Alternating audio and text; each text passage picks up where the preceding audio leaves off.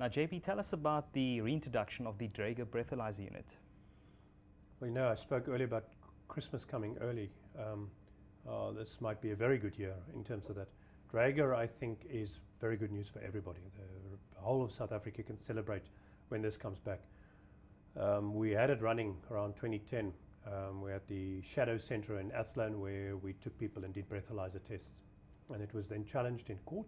Court said that whilst the technology is sound, it can only be conducted in a very controlled environment where the test has certain conditions in place to ensure the accuracy of the test. And we weren't ensuring that all those conditions were in place when the tests were being conducted, and that allowed for variance in results and that we could be getting false results. So the court prevented us from using Draeger until we could meet all those criteria. That checklist of criteria is now complied with, and the National Prosecuting Authority has now been presented with an argument for its compliance. We're saying everything the court asked us to do, we're now complying with. Can we reintroduce Draeger, and will the NPA accept the results? So that conversation is happening. We're waiting with bated breath to hear what they say, and that will allow for the reintroduction of the breathalyzer within fixed locations like Shadow, where you have a controlled environment, it's clean, it's sanitary, you've got video and audio recording equipment so that the interview with the person is on camera, both for the protection of the officer as well as for the defendant. And the breathalyzer results are then immediately available, as opposed to the blood test results, which we wait for 3 to 18 months for because the National Health laboratories are so badly clogged up. And of course, when you start doing that, then cases fall apart, because we did an audit of 30 of our traffic fines the other day, or drunk driving cases.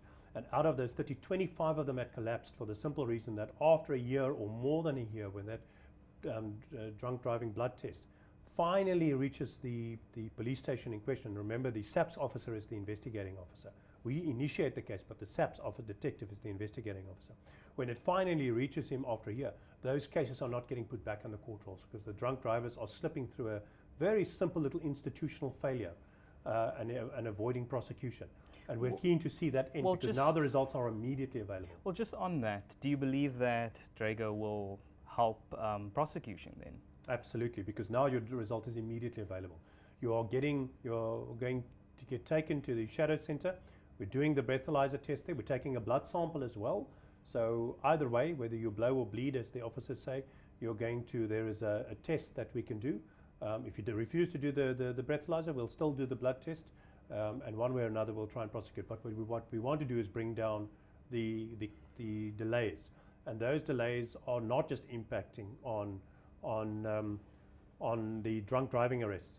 If you are a decent, good, upstanding South African and you are complaining about crime and where our country is going, then do the right thing when you get pulled over. Use the breathalyzer, because if you don't, that blood test that you're forcing the people to do is clogging up the National Health labs. That is delaying the reports for the forensic pathologists, the people at the morgue who do your post-mortem report. That is delaying the ability of your investigating officer at investigating your wife or your daughter or your child's murder, or your own murder one day.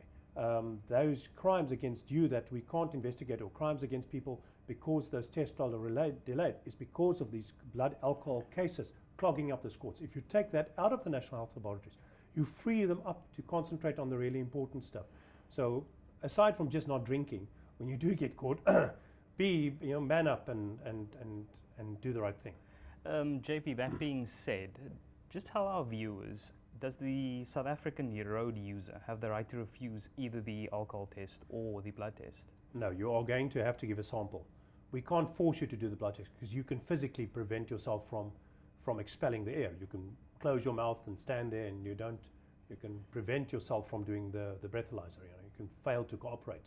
We can't make you expel air for the duration that is required if you want to be that kind of person. Because a lot of South Africans seem to revel in trying to defeat justice, because the crime they do is never a crime. It's everybody else's stuff is crimes, but not what they're doing. And that's a sad byproduct of where South Africa is at the moment. But you are going to give a sample, and whether we take you to Shadow, whether we take you to a hospital, you are going to give a blood sample, because we have to prove that, and we have the right to take that sample in terms of the law, to test whether you were driving under the influence of alcohol. You mentioned the Shadow Centre. Is there no plans to maybe introduce a mobile unit? so facilitate tests alongside the road. I'm very glad you raised that. You'll know, remember that Professor Dr. David Klatzo was very vocal about the need to create a mobile blood alcohol testing facility, and we are very keen on that. The problem is that needs the consent of the National Health Laboratories, and I don't think that's going to be forthcoming. And so as soon as the permission is obtained, if it is obtained from the NPA to reintroduce Draeger, I will immediately start pushing for us to meet all those requirements in a mobile environment. So we will create a mobile trailer or lab that we can drive around. We'll get a big van, we'll equip the back, we'll make it sanitary and clean, we'll equip it with recording equipment, and we'll install a mobile version. So you can right there on the side of the road take your sample and take you straight off to the cells, so that the next morning you can appear in court and not sit at home for 8 months or 10 months bragging to your friends about how you ducked the bullet. Just walk us through the logistics behind the van or trailer, as you said. The suspected drunk driver is then taken to the trailer and or van, and what occurs inside? Well, you're presented with the legal case. The whole thing is recorded. You're told that it's being recorded. The person fits the clean testing equipment, because every test is done with fresh equipment. So they unseal it. They show you the camera that it is being unsealed, and then they fit it to the equipment.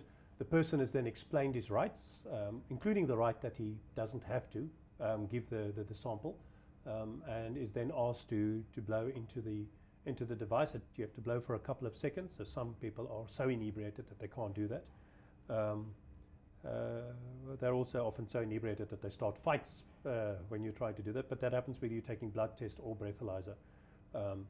And that test result is then, in the case of Draeger, immediate. So right there in front of you, the machine spits out the result, and that result is immediately admissible to court. So we can expedite our process. We can start running night courts. So you would immediately be able to go before the magistrate. And the magistrate, with his own eyes, would then be able to evaluate your state, would then be able to right there and then see. And maybe we'll get to the point where we're at the mobile blood alcohol test, and we can even do the test right there on the site. That same van could do the mobile blood alcohol. So we'll do both tests simultaneously.